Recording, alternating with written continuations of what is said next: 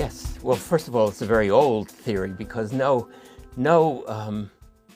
government in any high civilization and in many low civilizations, no government will send young men into battle to kill and be killed without offering some justification for what they are doing.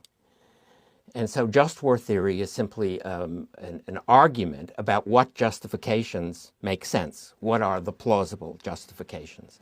And how do we, as citizens, judge what governments do when they go to war?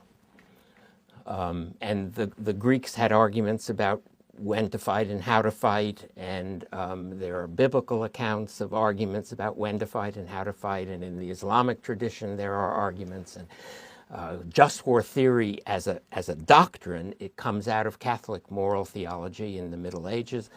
So this is an ongoing and a very long ongoing argument. And among us, the argument has a double character. There are arguments about when to go to war. When is it just to fight? This is called jus ad bellum, the justice of war. And we hang on issues of aggression. It's right to resist an attack. Just as you could resist on a city street if you were mugged, you could fight back, and that would be a miniature version of a just war.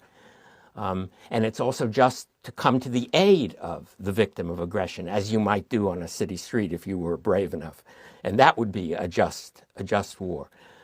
And we've also begun to think that when there is a massacre going on inside a state, when a government is massacring some minority, or maybe even not a minority, a majority of its citizens, the way the Cambodian Khmer Rouge regime did, that it is just to go in and stop it by force if necessary.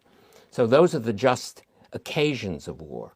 And then there is justice in war, jus in bello, justice in the conduct of war, and that hangs mostly on issues of non-combatant immunity, of discrimination, of attacking only other soldiers. So it hangs on a very old idea that war is a combat between combatants from which non-combatants should be shielded. Non-combatants means women and children, old men, it means medical personnel, it means religious officials. It has even meant, in some circumstances, the merchants who sell weapons to both sides were, in some accounts, treated as non-combatants whom nobody should attack. But basically, for us, it means the civilian population should not be subject to attack in war.